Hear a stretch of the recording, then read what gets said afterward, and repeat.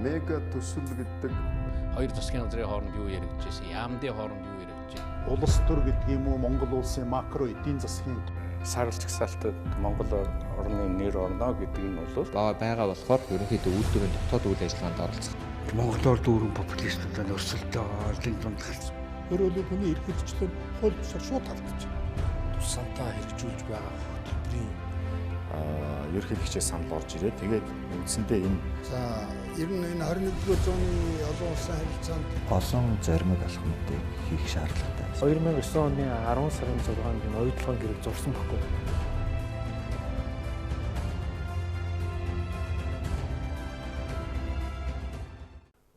Үзэгчдээ та бүхнийхээ энэ өдрийн амгаланг айлтгая. Ярих өнцөг манай нэвтрүүлгийн ээлж дугаар үгээр эхэлж байна.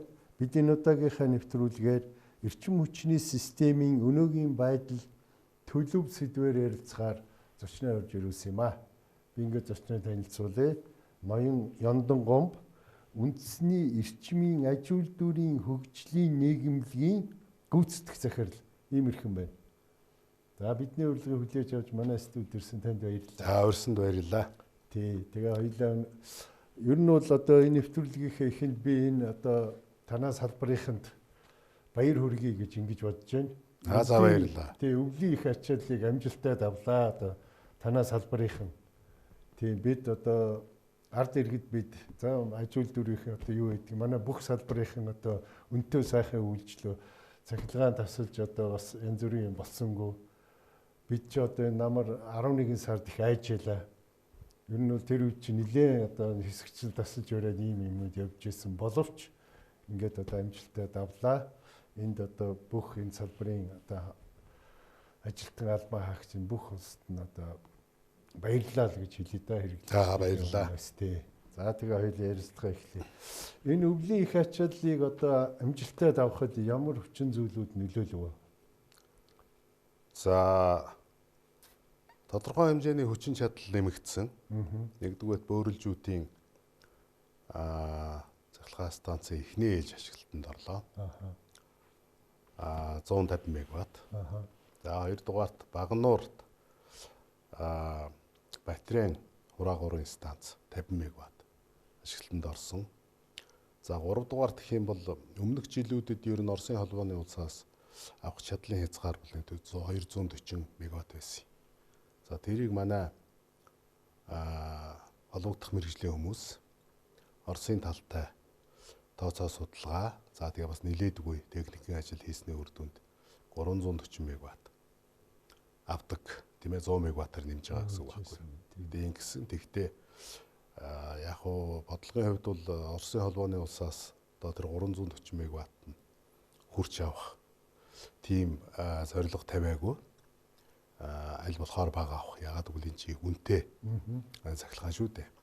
Тийм учраас бас бага саг хязгаарлалтуудыг л хийсэн. Хязгаарлалтыг бол бүгд л амссан эрчим хүчний бид ч гэсэн энэ хязгаарлалтанд өртөжл байлаа тийм ээ. Тэгтээ 1-2 цагаас илүү бол тухайн одоо хэрэглэгчийг хязгаарлаагүй богино хугацаанд ингээд хязгаарлаад энэ өвлийг давлаа. За өмнөх жилүүдтэй харьцуулахад бол харьцангуй тайван давсан гэж хэлж болно. За энд нэгдүгээр одоо таны баяр хүргээд байгаатай би санал нэг байна. Манай эрчим хүчний салбарын инженер техникийн ажилчдын нөөрөх хүчин зүтгэл нөлөөлсөн.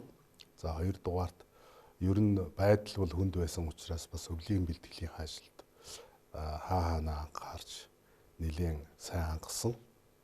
Тэгтээ одоо нэмж хүчин чадал орохгүй бол ирэх өвл гэж бас айхтар хэцүү даваа бай тийм ээ. За энэ өвлийг яаж давахыг бас яг одоогоор хэлж мэдэхгүй. За хамгийн том хүчин зүйл бол 11 сард эрчим хүчний салбар захилгааны үн тарифт өөрчлөлт оруулсан.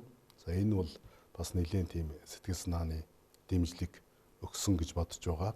Ер нь бол он удаан жил хоримтлагдсан урт хугацааны өр богино хугацаад өр байдаг шүү дээ. За энэ өрийг бол өрнөөсөө одоо бид алхамаар салж эхэлж байна. Тэгээ энэ бол нэлээд том нөлөө үзүүлсэн байгаа гэж ингэж бодож байна. Тий, та түрүүнийг хоёр юуг ингээд дурдлаа л да бөөрөлжүүдийн 150 мегаватт тэгээд нөгөө батарей хураагаар 50 мегаватт тий. Энэ дээр манай одоо хотын захирагч Нямбатар даргын оролцоо гэдэг юм уу итвэх тэн дээр их гарсан байхаа би тэгж харсан. Гэхдээ ер нь энэ Нямбатрын гаргасан шийдвэргүйгээр энэ хоёр станц хоёулаа ашиглалтанд орох хүнд байсан. Багнуурын батарей хураагаар станцын санхүүжилтийг бол маш богино хугацаанд шийдсэн. За эхний одоо юу гэдгийг зөөрлүүл шилбэл хурц хатахаас эхлээд 77 хоногийн дотор одоо энэ байгууламжил ашиглалтанд орж төвийн эрчим хүчний системд эрчим хүчээ нийлүүлж эхэлсэн. За өөрлөжүүдээр ч гэсэн тэр 300 сая долларын хөрөнгө оруулалтыг шийдэж өгөөгүй бол одоо бас энэ үйл бол ашиглалтанд орох боломж муутай байсан. Тэгэхээр энд бол энэ хүний хүчин зүтгэл бол одоо аргагүй байгаа гэдгийг бол хүлээн зөвшөөрөх зүйтэй.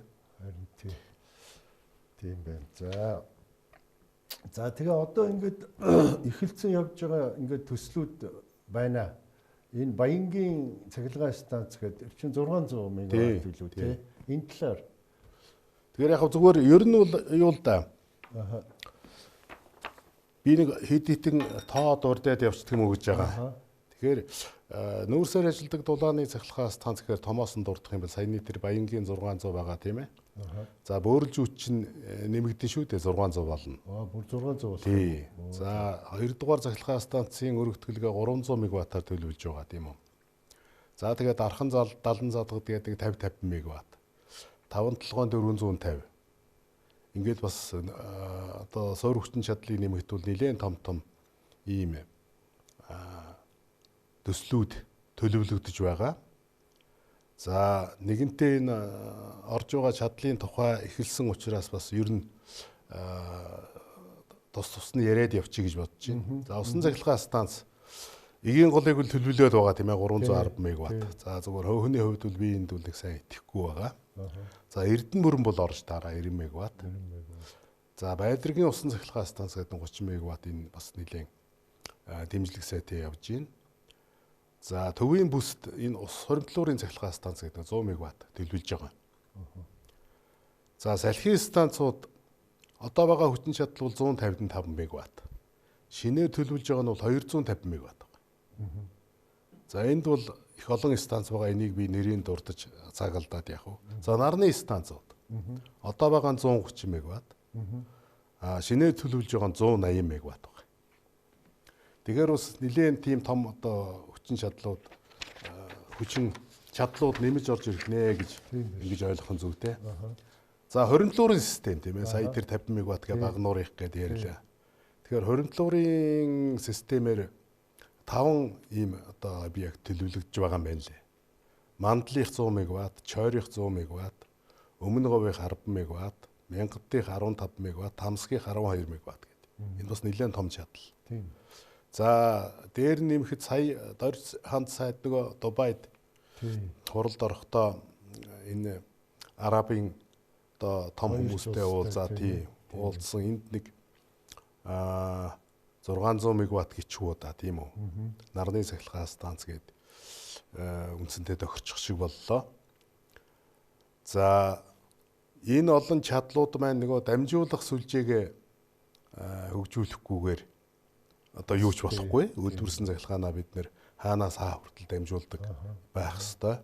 За тэгэхээр энэ дээр бол их том төслүүд төлөвлөгдсөн байгаа. За Кайсон сонгон 500 кВт-ийн 150 км. Кайсон ухаа гэхэд 500 кВт-ийн 95 км. За тэгээ Баян зогт Багнуурын дээр хаан чай болсон гэдэг энд маш олон үндсэндээ 20 орчим ийм объект байгаа. За энэ дотор миний хувьд бол нэлээд чухал гэж үзэж байгаа нь одоо манай төвийн системд тоталж байгаа нь бол нэгдсэн системийн давтамжийн тохируулга гэж. Ийм объектыг бол энэ 25-аас 30 онд 5 жилийн дотор хийж дуусгах ёстой. За SCADA WAM системийн шинжил гэж мөн одоо бас 25 оноос энэ оноос эхлээд 5 жилийн дотор дуусгах ёстой. За том чадлын автомат гормын удирдлага. Одоо чадал ийм том чадлууд ороод ирэхээр чинь энэ чинь автоматар удирднөхөөс энд бол одоо хүн удирдна гэдэг бол санаанд багтахгүй асуудал. Тэгээ энэ бол бас энэ эх 5 жил хийгдэх ийм одоо төлөвлөгөөнүүд байна. За тэгтэл санхүүжилт яах вэ гэдэг асуудал тийм ээ. Таныг асуухаас өмнө би өөртөө асуулт тавиад хариулчих. Тий.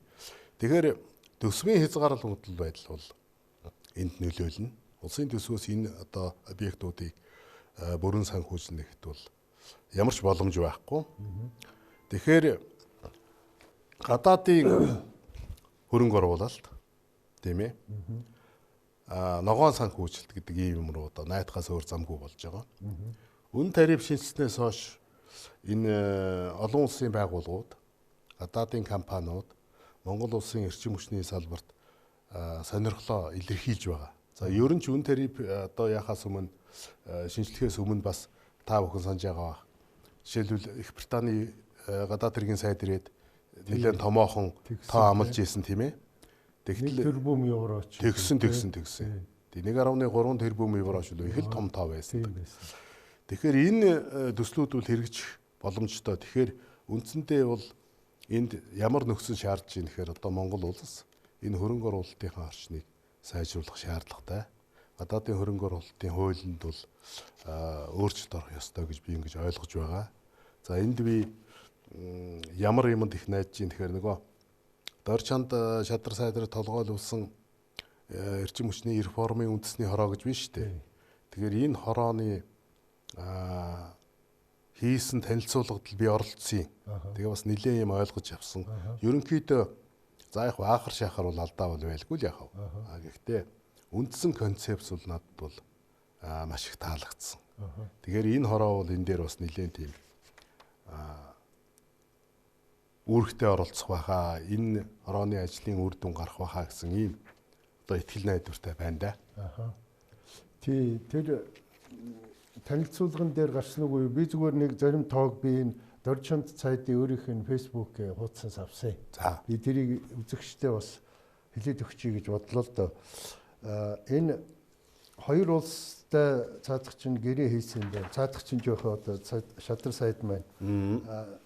Арабын нэгдсэн Эмират улс тэгээ Бахрейн. Тэгээд тэнцээ бол одоо юу ярьсан гэхээр газрын тос, байгалийн хий, эрдэс баялагын хайгуул, сэргээгдэх эрчим хүч, мэдээллийн технологи, хөдөө аж ахуйн хүнсний салбарт 10 тэрбум Америк доллар оруулж болох юм байна гэсэн бүр тийм тоо бичсэн байна лээ. Тэгэхээр энэ рүү бол манайхан одоо энэ мэн дээр суурлаад энэ олон зорилтуудаа тавьсан байхаа гэж ингэж бодож байна. Тийм ээ. Тэр танилцуулга дээр энэ тоо гарч ирсэн үү? Тий, наад тоонууд ч бол миний мэдгэл тоонууд байна л да. Тийм байна. За дараагийн асуулт энэ 3 дугаар цахилгаан станцын одоо өргөтгөл гинүү миний ойлгож байгаагаар баг шинээр станц барих юм шиг нэг баахан барин бариулахгүй гэж их хурл дээр хүртэл ярьж байгаа. За ямарсан нэг зураг төсөл хийлгээгээд 20 сая доллар тавиад ингээд тавьсан тийм ээ бид. Энэ ажлын явц ямар байна? Танд ямар мэдээлэл байна? Тийм.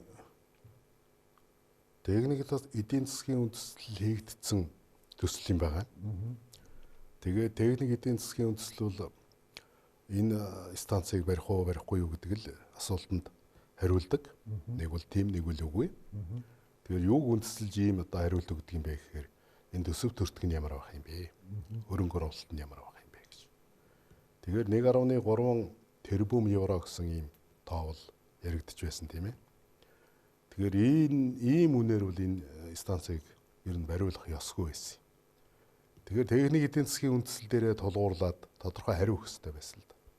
Гэтэл энэ дээр хилцээр хийгээд энэ үнэ буулгаач гээд ингэтэл тэгээд Оросын талын шахалтаар ямар ч байсан зураг төслөө хийгсэн юм байдлаар тэгээд тохиролцоод тэгээд нэг 20 сая долларын санхүүтэл шийдэгдсэн. Одоо энэ зураг төслийн ажил нь бол ерөнхийдөө бол хийгдээд явж байгаа. 3 дугаар цахилгаан станц дээр төслийн хэсэг ажиллаж байгаа.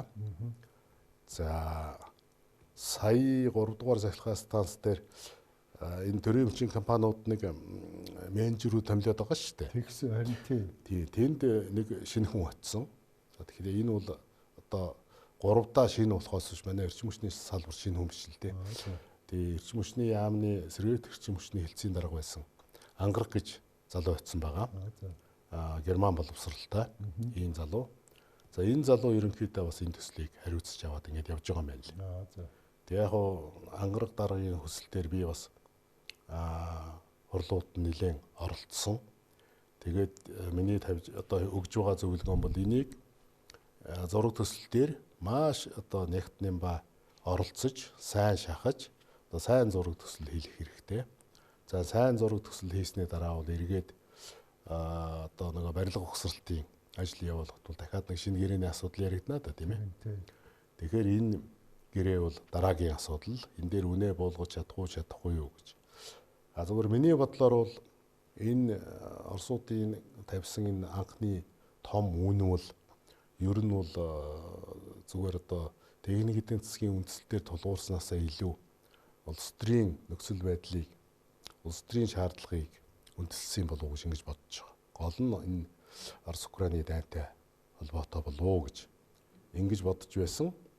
За тэгээд одоо өнөөдрийн нөхцөл байдал Америкийн нэгдсэн улсын шинэ ерөнхийлөгч Трамп энэ дайныг зогсоох талаар нэлээд шургуу ажиллаж байна.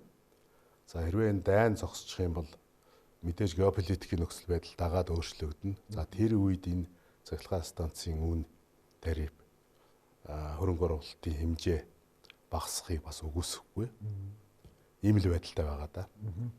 Гэхдээ миний ойлгож байгаагаар бол эний чинь санхүүжүүлэлтийн Оросууд гаргаад өөрсдөө бариад тэгээ бид нар дараа нь ингээд зөөлөө төлөх тийм маягтай юм уу? Энд чинь хэн? Гэхдээ ерөөсөө тийм шүү дээ. Ерөөсөө тийм. Тийм. Тэгэхээр одоо энэ яг одоогийн нөхцөл бол Орос улс маань дайн байлдаантай байхад бол тийм мөнгө бол гаргаж чадахгүй байх л та зүгээр. Таны хэлдгээр дайн дуусны дараа жох юм юу болд юм. Гэхдээ ер нь тэргүүл одоо барилга ухсралтай ажил бол энэ дайн болж байгаа үед бол хийгдэхгүй л дээ.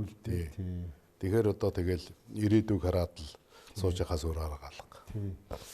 Тийм. Тэгээ бас нөө энэ Доржхан цайдын яриан дээр гарч ирсэн энэ хятадын нэг компанитай энэ чи юу вэ? 1.3 гигаваттын тийм нөгөө одоо нөгөө цэргийт гэлчин хүчний том юу бас тийм яригдсан баха тий.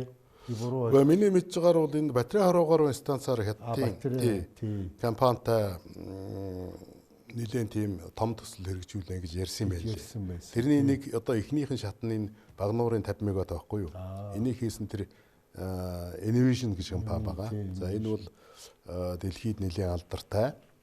За би тэр Багнуурын батарей хорогоор станцыг ашиглалтанд орсны дараа тэр шин 4 блоктой эхний 3 блок нь ашиглалтанд орсон байсан. Тэгээ очиж үзсэн.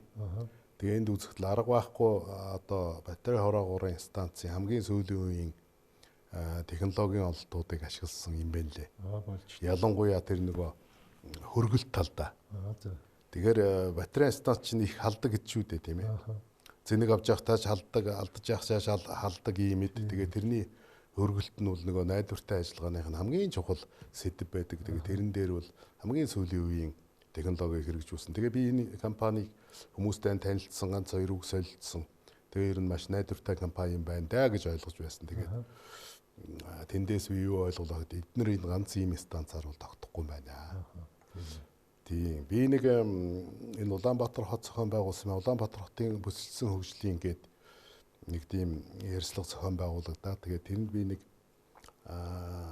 панелистаар оролцоод тэгээд тэндийг санаа дэвшүүлсэн. Ер нь бол Монгол улс бол өнөөдрийн төвийн системийн суйрлагдсан хүчин чадалтай тэнцүү буюу 1300 мегаваттын батарейн хүчин чадал бий болох хэрэгтэй гэж. За энэ дээр бол одоо бас шүүмжилсэн, игдүүцсэн янз янзын улсууд байдгийг. Тэгтээ ер нь суйрлагдсан хүчин чадал маань одоо төрөүний миний ярьдгаар бол нэмэгдэх нэ. Янз янзын станцууд нэмэгдэх нь, нүүрсний станц нэмэгдэх нь. Тэгэхээр эн чинь хэрэглэнээс нэлээд давцсан. Ихэнх нь мэдээж экспортод гарах зорилттой байгаа шүү дээ. За экспорт чинь бас тогтмол байгаа даахгүй. Зарим үед чадлын илүүдэл гарна. Энэ үед нөгөө батарейнда хурааж яваад тэгээд нөгөө сэргээх одоо эрчмийн станцууд байна шүү дээ. Нар салхины станцууд чинь янз янзын одоо зан ааш гаргана шүү дээ. Тэр үед нь хангалттай хүчин чадал байх юм бол бид нэр 6.6 тераватт чадлын нөөцтэй юм шүү дээ сэргээтгэхээр. Тэгэхээр энэ чадлынхаа нөөцийг одоо юу гэдгийг бүтэн биш юм аа гэхэд ядаж нэг 20% ашиглаж тэрийг одоо экспортлж тэгээд улсын эдийн засагт хувь нэмэр оруулж явах ийм ирээдүг л бий болох хэрэгтэй байгаа юм л да. Тэгээ хамгийн чухал нь эндээ л байгаа. Тий. Миний ойлгосноор бол яг энэ одоо хятадын компанитай хийж байгаа төсөл бол цэвэр одоо экспортод хятадд гарах тийм ээ Монголд одоо нарны сахилгааны юугаар үйлдвэрлээд хятадд экспортлох ийм төсөл юм шиг байгаа юм. Тэгээд манай засгийн газрынхын чинь нөгөө сая нөгөө юу явлаа нөгөө төмөр замын холбоотыг хийгээд явахдаа хятадын засгийн газар бас бидний одоо энэ сахилгааныг худалдаж авна гэсэн бас ам өчгийн авцсан байна лээ тэр ерөнхий сайдаас. Тийм яриа бол болсон байна лээ. Тий. Тэгээд саяхан одоо энэ цагаан сарын өмнө улсын хурлын дарга амар баясгалан хятадын парламент айлчлахдаа бас энэ асуудлыг чи яриад энэ нэг жилийнхэн төлөвлөгөөнд нь ч юм уу бараг бид шахаж байгаа оруулчлаа гэсэн бас тийм яригдсан. Та тэрийг дуулсан уу? Тийм төлөвлөгөө гэснээс яг одоо 14 дугаар 5 жилийн сүүлчийн одоо 5 дахь жилийн төлөвлөгөөг нь хятадын 2 том хурал яг хэлэлцэж байна л да. Тийм. За тэгэхээр энэ дээрээс юу харагдаж байна гэхээр өчигдөр нэг тийм шийд гараадах нь лээ.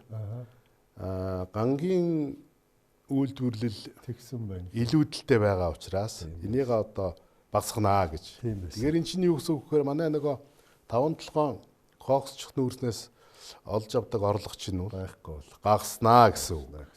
Бүр байхгүй болох нь юу юм те. Нилээ хэмжээгээр багасч болох юм аа. Тэгэхээр энэ үед энийг одоо орлох валютын урсгалыг бий болгох экспортын бүтээгдэхүүн юу гэхээр нөгөө байгалиасаа заяагдсан нар салхины эрчим хүчил байхгүй юу. Тэгэхээр энэ дээр бол одоо тэр энэ дарга нарын хийгээд яваад байгаа энэ алхмуудыг бол би бол дарга байхгүй бүрэн дэмжиж байгаа. Харин тийм. Энэ үлээрээс ганц гарцсан нь бол мөн. Тийм байна. За дараагийн нэг багц асуудал болохоор энэ одоо энэ нөгөө түрүү таны дурддаг нэг эрчим хүчний реформын улсын хороо байхаа. Тийм үндэсний хороо. Үндэсний хороо тийм. Тэрний талаар за энэ тэднийхний одоо шийдвэрээр тэдний шийдвэр үү эсвэл яамны шийдвэр үү нэг Ирчис гэж компани байгуулад бүх энэ одоо эрчим хүчний компаниудыг ингээ нэгтгэх чинь бүр шийдвэр гарчлаа шүү дээ. Гарцсан байхаа? Гараагүй. Гараагүй. Хараахан гараагүй байгаа юм.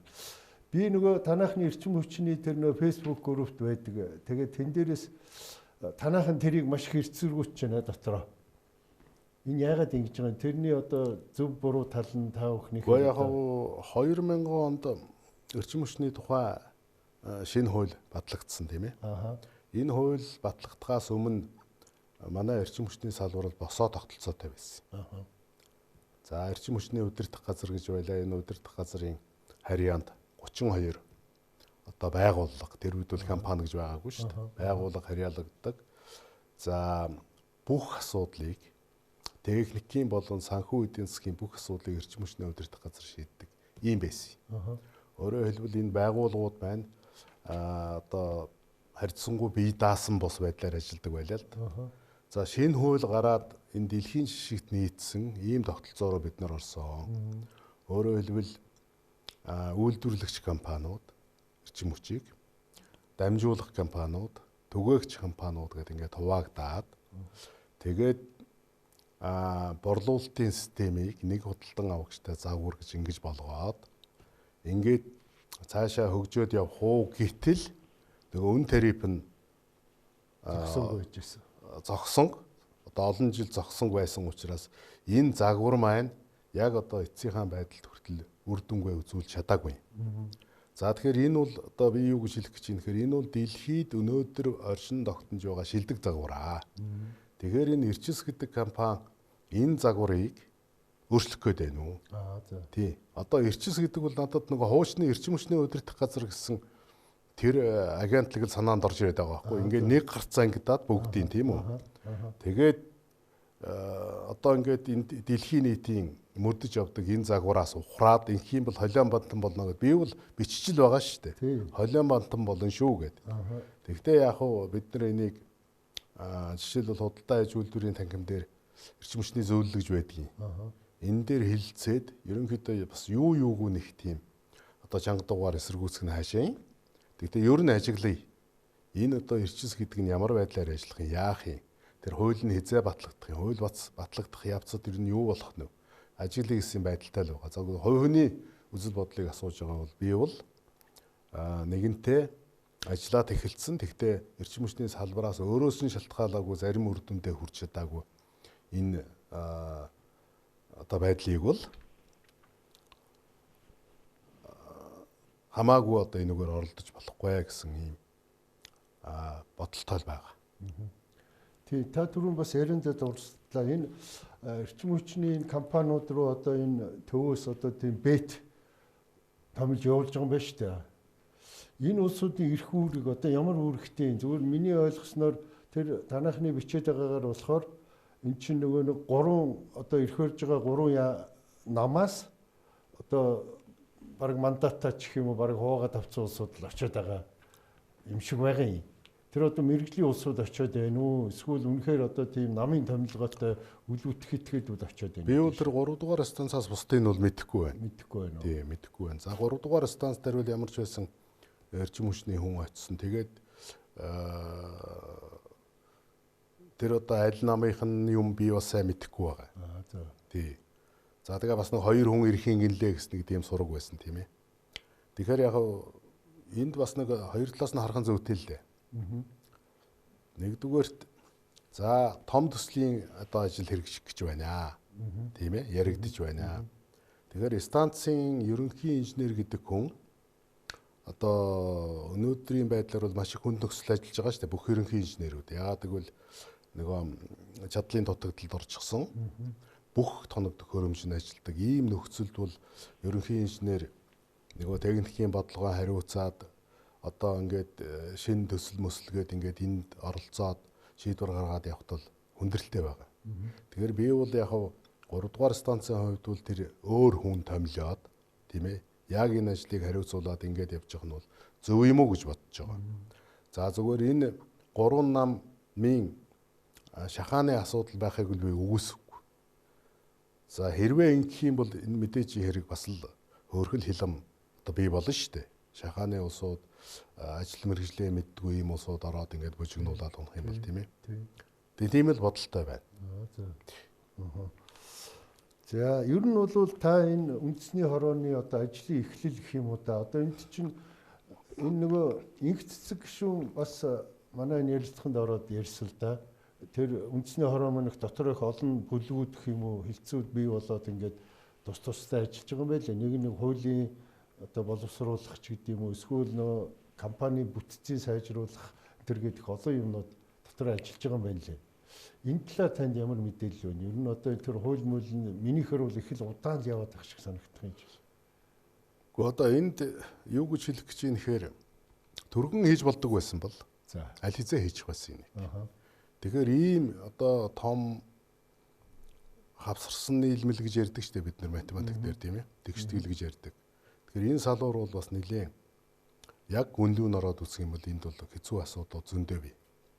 За мэдээж хэрэг хамгийн ихэнд тавьсан зорилтууд нь бол над таалагдж байгаа. За хамгийн ихний зорилт бол усгаар тогтнол. Тийм ээ. Үндэсний аюулгүй байдалд нөлөөлөх үүсийн байдалд орчжээ эрчим хүчний салбар. За эрчим хүчний салбар маань гадны хараат болчихжээ. Оросын албаны улсаас сахилгаан авахгүйгээр, Хятадаас сахилгаан авахгүйгээр ажиллаж чадхаан байжээ. Би бол Хятадтай холбоотой, Оросын холбооны улстай шугамар холбоотой байхыг л дэмждэг. Зүгээр тэрнээс хараат болчихсон. Тий, хараат болчихно гэдэг чинь бол одоо болохгүй асуудал. За 2 дугаарт над их таалагдж байгаа асуудал бол энэ бол нөгөө тусгаар тогтнол энтертэй холбоогүй л дээ. Энэ засаглалын асуудал байгаа.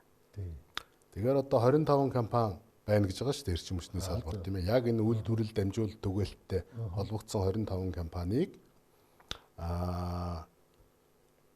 паблик компани, нийтийн компани хэлбэрт оруулна гэсэн ийм зорилго бол байгаа.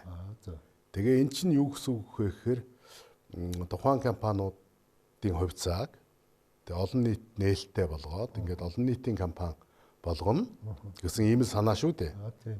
За тэгээд тэгжээдлэгөө эрчис гараад ирэхээр би өөрөө ойлгох байж байгаа байхгүй юу? Тий эрчсэн тэгээд одоо юуг нь хариуцахын төрийн өмчөд үлдэж байгаа хэсгийг хариуцах юм уу яах юм? Тэгэхээр энэ дээр ойлгомжгүй байдал үүсчээд байгаа учраас бол энийг мэдэхгүй байгаа. Тэгэхээр яг би зүгээр юунаас энэ үндэсний хорооноос ажлынхаа явцыг нэг товчхон байдлаар танилцуулаач гэд өнөө өглөө хүсэлт гаргасан.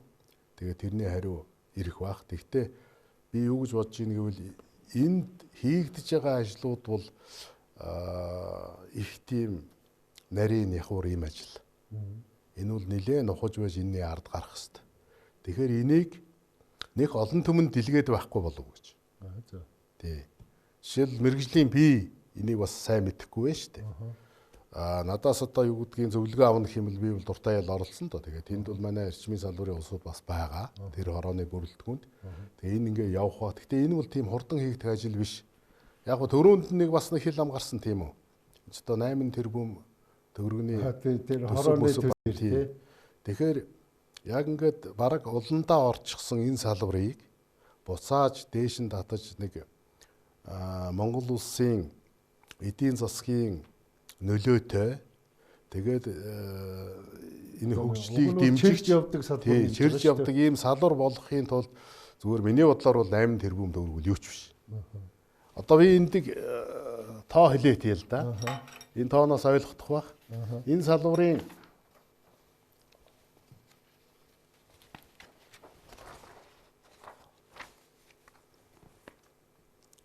богино хугацаа төр 357 тэрбум төгрөг.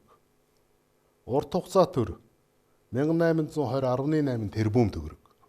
Тэгэхээр энэний хажууд тэр ийм асуудлаас гарахын тулд тэр 8 тэрбум төгрөг чинь зүгээр ярьшгэл байна гэж би бодож байгаа юм л да. Энд бол одоо яста барууны мэрэгчлэнүүд ямар цалин авдаг тэр цалингийн нөгөө чахаж ажилуулад тийм ээ. Гэхдээ хүмүүсээ бол бас зөв сонгох хэрэгтэй л дээ. Би тэр дотоод асуулт энэ мэдэхгүй байна. Тэгээ инх цэцэг гişүүн ч гэсэн энд бол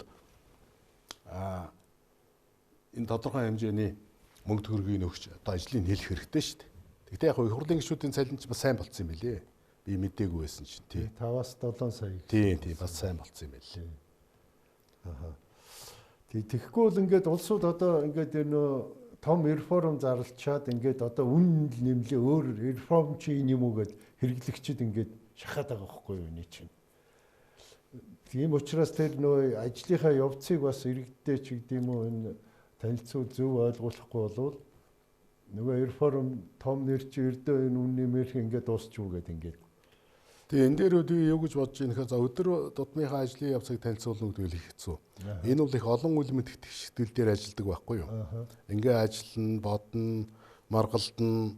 Тэгээд тэр эцсийн шийдвэр төгсгөл бас нэлээд хугацаа хэрэгтэй л дээ. Тэгэхээр тэр маргаантай байгаа асуудлуудыг их олон нийт тавиад ах хэрэггүй л дээ. Зүгээр миний бодлоор бол энэ үндэсний хороо тодорхой хугацаатай тийм ээ. Хийсэн ажлынхаа нэг ажлын ард гарлаа гэхэд тэрнийхээ одоо тайланг танилцуулдаг. Одоо түрүүн би ярьлаа шүү дээ нэг ажлаа танилцуулж нэг тайлан тавьсан. Тэр нь бас нэг тодорхой үе шаттай тийм ээ.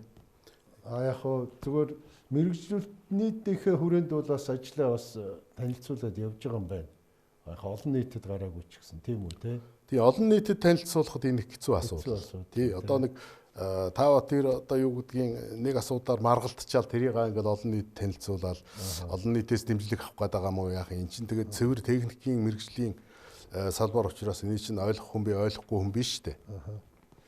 Тий тэгээд одоо энэ таны ярьсан бүх юм одоо тэр эрчислэгийн за тэр олон нийтийн компани болох үгүй юу энэ бүх юм чинь энэ хуулиараа одоо ингээд яах вэ? Энэ хуулийг хүлээгээд энэ хууль дээр бүх юм ийшээ орох хэрэгтэй юм уу? Тий миний бодлоор бол энд хоёр чухал хууль байх хэрэгтэй. Нэгдүгээр эрчим хүчний хуулийг шинжлэх гээд бас ажлын хэсэг байгуулагдсан ажиллаа явж байгаа шүү дээ. Тэгэхээр энэ хуульд юу байх хэрэгтэй юм бэ гэдэгт би бол санал бодлоо бол илэрхийлсэн. Тэгэхээр би зүгээр Японы эрчмийн салбарын энэ хууль эрх зүйн орчны судлаад үзэхэд бол нэг юм том малгай хууль байдаг. За тэр нь бол ерөнхийдөө бол концепцээ тодорхойлогдсон. Тэгээд дотроо их олон задраад ингэ явждаг. Манайд бол эрчим хүчний хууль гэж байгаа, тухай хууль гэж байгаа, сэргээх эрчим хүчний тухай хууль гэж байгаа. Тэгэл юу н болж явах шивтэй энэ хоёр хон хуультай. Тэгээд жижиг систем ч гэсэн яг одоо дэлхийн жишгээр явуул гэж байгаа бол энэ олон задарсан тодорхой ийм хуулиуд байх хэвээр. Ийм хууль байхгүй учраас нөгөө журмаар шийддэг асуудал гардаг. Хуулиасаа давсан журам гэж та сонссон баг тийм ээ. Тэгэхээр эрчим хүчний тухай хуулийг бол хийх хэрэгтэй. Тэр нэг одоо тэр эрчтэй холбоотой хууль чинь энэ хаврын чуулганаар яригдгал юм гэсэн л дээ тийм ээ. Тэгээ тэр хуулийн чухам юу болох нь вэ? Тэгэхээр бас нэлийн холыг харсан ийм хуулиуд байх хэрэгтэй юм болов уу? За гэтэл тэр хууль төрүүлээд гарчдаг дараа нь эрчим хүчнийхээ хуулийг шинжилье гэсэн чинь бөөн зөрчилтэй болцдог тийм ээ.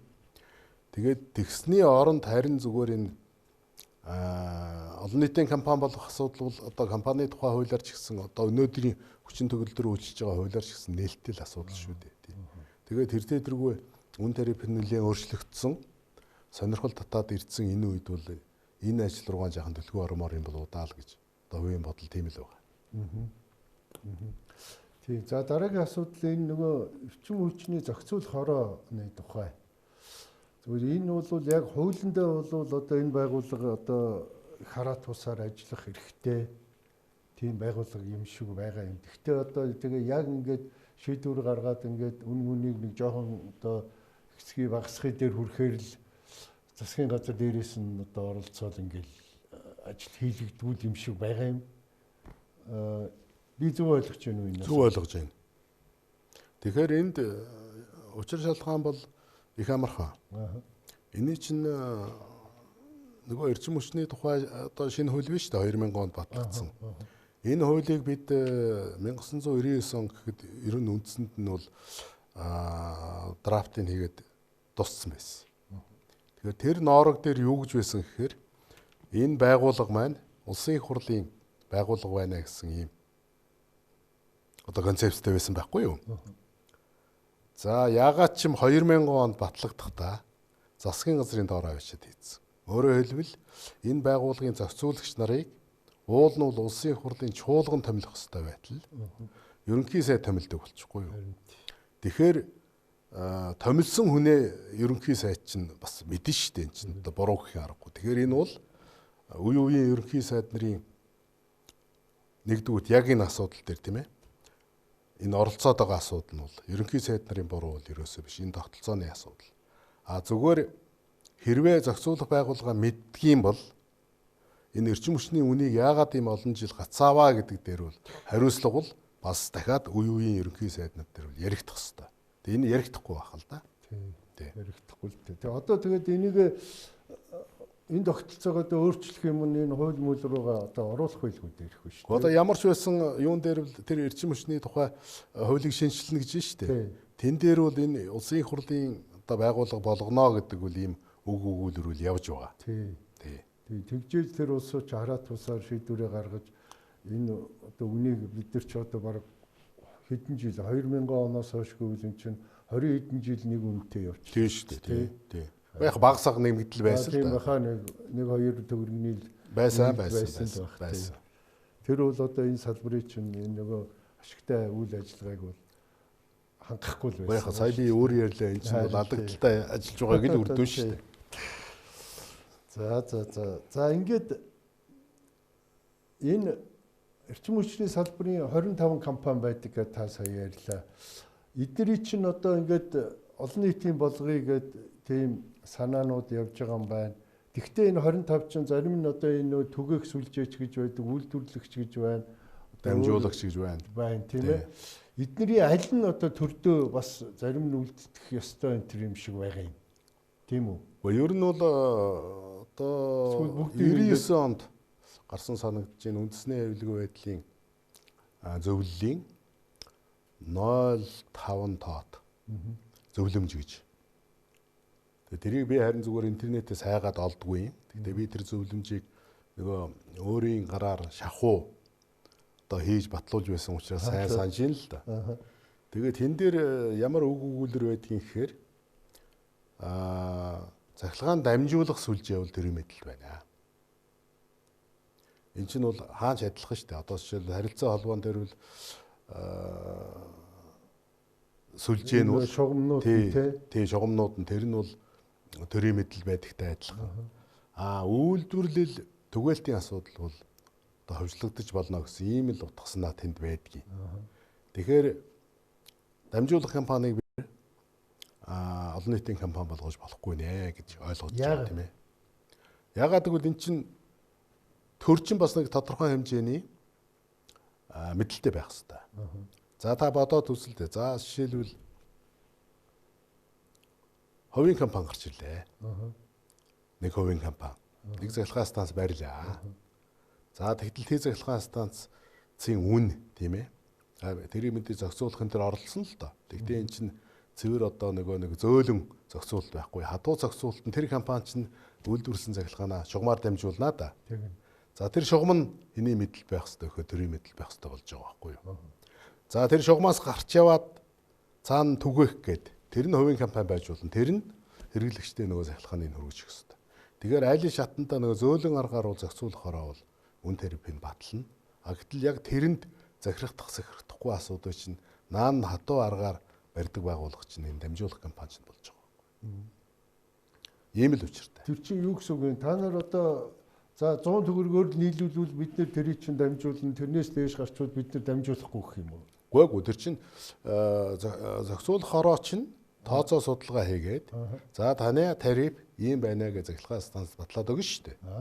Гэтэл тэрийг хүлээн зөвшөөрөхгүй байвал тэгвэл бид нар дамжуулахгүй. Тий, дамжуулахгүй гэж болно шүү дээ. Ер нь дамжуулахгүй байгаад байх юм бол тэр захиргааны станц барихын утга юу вэ? Тэгэхээр эхнээсээ захиргааны станц барихдаа үн тариф маш нарийн тохирсон байх хэвээр. Жишээл бөөрөлжүүд төр бол бас тэгээд тохироод явцсан байна. Энэ Багнуурын 50 мегаватт бол хараахан тохироогүй байгаа, үнэ тохироогүй байгаа гэж би сонсдог. Тэгтээ өвлийн хачаал болсон учраас захиргаанаа нийлүүлээл ингээд явсан. Тэгтээ одоо бараг тохирч байгаа байлгүй дээ. Тэгтээ мэдээжийн хэрэг энэ шинээр орж байгаа объектууд чинь бас нэлийн өндөр үн тарифтай. Энийг хүлээн зөвшөөрөхөөс өөр арга байхгүй. Тэгтээ нөгөө манай хэрэглэгчдийн хилэн болоод байдаг нөгөө сэргээгдэхин тарифтай бол тэрнээс бол бага л да. Тэрнээс бага. Оросын холбооны улсаас захиргаан авдаг тариф бас мэдээжийн хэрэг бага. Тэгээ ийм юм байлээ.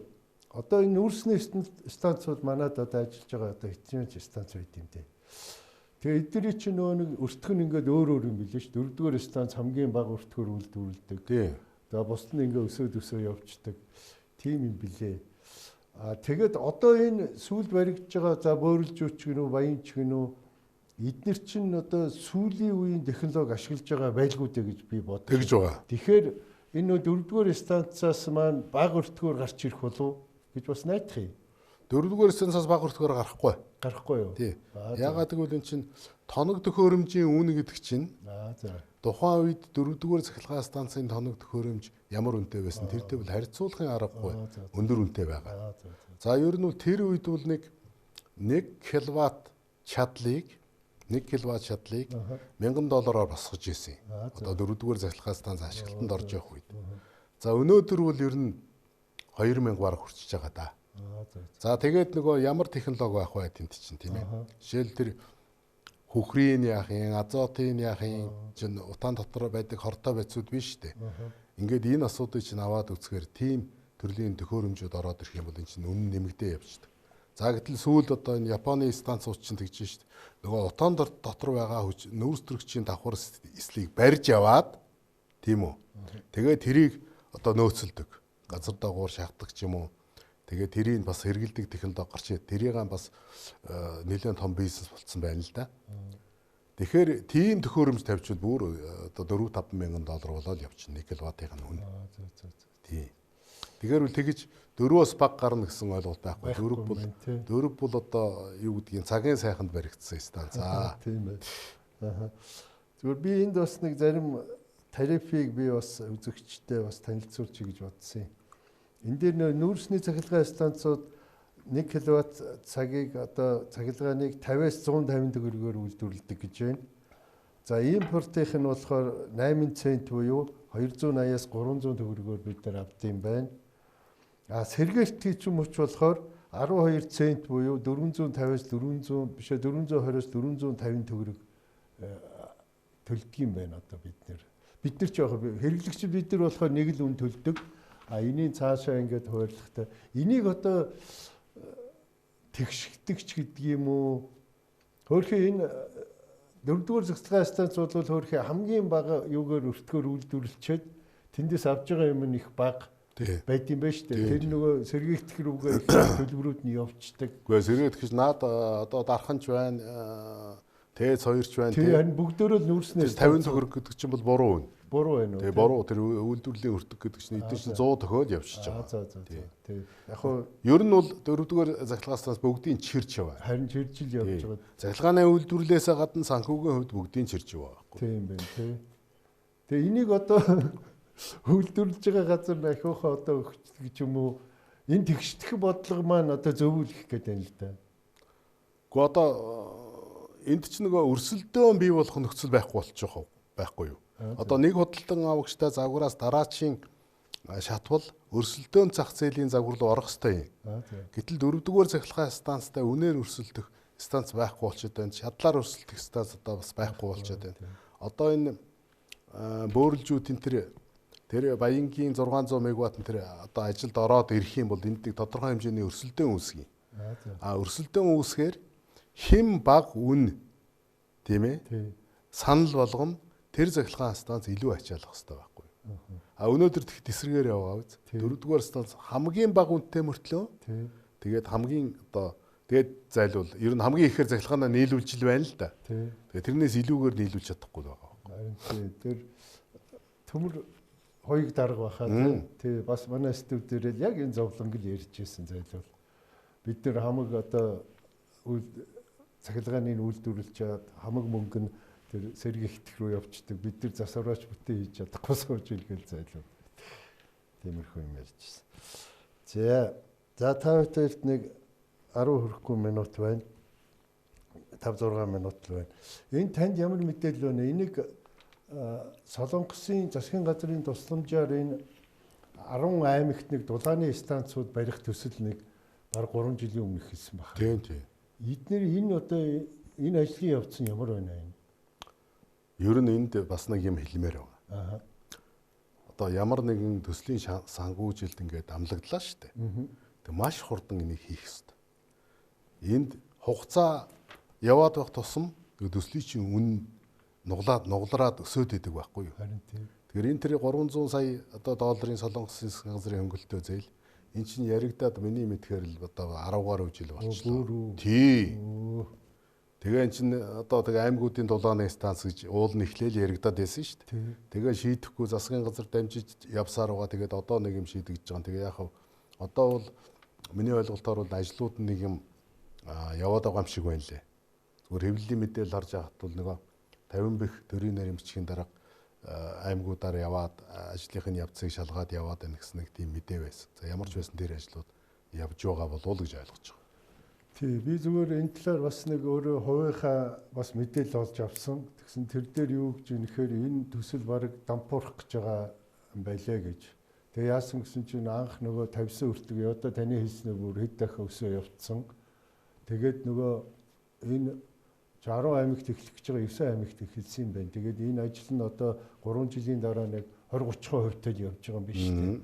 Тий, тэгээд тэр Солонгосын компани ч удирдах тэр тендер шалгарсан Солонгосын компани цаанаас санхүүжилтээ авсан мөртөр энэ Монгол гүйцэтгэх компаниудаа юм өгдөг ярьдгүү.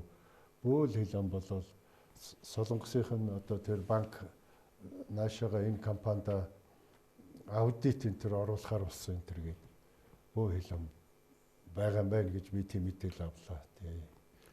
Тэг яг төслийг дэлхийн хурдаар хэрэгжүүлэх юм бол тэгэл ийм л үр дүнд эцсээс төрөн шүү дээ. Тийм байж магадгүй. Би бол одоо тодорхой мэдээлэл алга. Тэгэхдээ хугацаа алдаад л байх юм бол энэ төсөл чинь одоо дампуурна гэдэг тийм юм руу л ойртож байна гэсэн. Тийм. Яг бүр дампуурч руугаа орсон юм гинэ л гэсэн. Гэхдээ энэ бол ер нь бодтой мэдээлэл шүү. Би бас анхных нэг сурвалжаас авсан. За дараагийн асуудал энэ. За одоо хоёулаа ёстой нөө төлөвлөгөө одоо 5 минут тавьж байна. Ер нь цаашдаа одоо энэ ер нь дэлхийн цаашдаа энэ хөгжил тийм ээ. За энэ сэргийгдэх эрчим хүч гэж том юм салбар байна. За та энэ ус төрөгчийн одоо энэ эрчим хүчийг их сонирхож энэ талаар их судалгаа явуулдаг хүн. Тэгээ яг нь ер нь бол Трамп гарч ирээд нэг үг хэлсэн шүү дээ тийм ээ. Сурчлагынхаа үед зөндөл хэлсэн л дээ тийм ээ. Өрөмдөөд байв шиг. Тийм. Энд чинь юу гэхээр ямар ч байсан Америкийн нэгдсэн улсын бодлого бол энэ Трампыг ерөнхийлөгч байх хугацаанд тэр уламжлалт эрчим хүчээ дэмжиж явах нэ. Нөгөө ногооноосоо жоохон татсан. Нөгөө ногооноосоо яах юм гэх нэ. За Европ бол одоо ногоон тал руугаа бол сүрхий явцсан байсан. За сүүл рүүгээ бүр атомын цахилгаан станцууд аз зогсоож эхэлсэн тийм ээ. За тэгээд бас нэлээд хүндрэл үүссэн энд.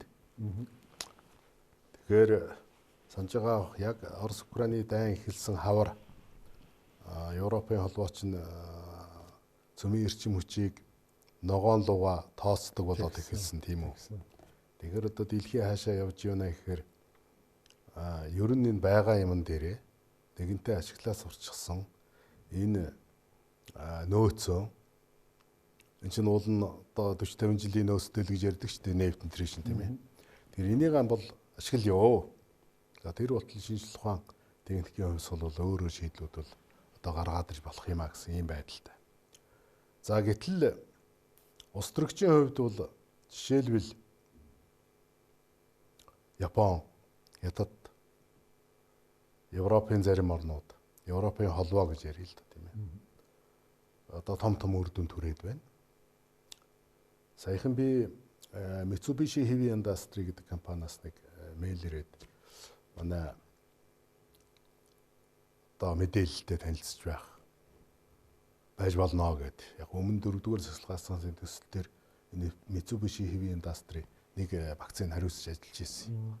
Тэгээд ажил төрлийн хэлхий холбоотой байсан. Тэгээд би тэндээс мэдээлэл нэлээд авч ийн л да. Тэгэхээр улс төрөгчийн асуудал бол бас одоо ингээд орхиж болохгүй. Трампаас болоод орхиж болохгүй. Энэ тэрдээ явдгаараа явна. Хамгийн цэвэр одоо төлж учраас гэсэн ийм бодолтой байна. За бидний хэдэн нөхдүүд Монгол улсын улс төрөгчийн стратеги гэдэг юмыг боловсруулад ноорог байдлаараа бол гарчаад байна. За энэ үл яг монголчууд бие дагаад хийсэн ийм ноорог. Дээр нь OECD-гийн боцтгүй тусламжаар бас нэг ийм стратегийн төсөл хийлгэж байгаа. Тэгээ харамсалтай нь өнгөрсөн жилийн эцсээр энэ тайлан ирэх хэрэгтэй байсан. За одоо хүртэл энэ тайлан ирээгүй байна. Бид нар шаардаад байна. Тийм. OECD-гийн тусламжаар хийгдэж байгаа юм ажил юм да. Тэгээ энэ хоёр нооргийг нийлүүлээд бид нэг Монгол улсын стратеги гэдэг юмыг, улс төрөгчийн стратеги гэдэг юмыг бий болгоод ер нь альва улсын стратеги гэдэг бол дандаа гадныхан зориулсан юм бичгээр юм байдаг шүү дээ. Бидэнд бол хэрэггүй.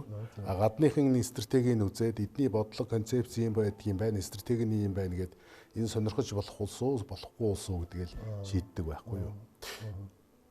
Тэгэхээр эний чинь уг нь бол тэгвэл одоо нөгөө их хурлаараа оруулаад одоо тийм тогтоолч гэдэг юм уу ингээд батлуулаад авбал бүр нөгөө сонирхох нь бүр ихсэн шүү дээ улсууд. Тэгэж шүү дээ тий. Тануусын цаад зорилт бол тийм байна. Ерөөсөө л тийм зорилт. Гадныхын анхаарлыг одоо яаж хийж Монгол руу шиглүүлэх вэ? Тэрнээс өөр нэг засгийн газрын одоо тогтоолч гэдэг юм уу тэгвэл арай хүчин буурч шүү дээ тийм. Тэгэн.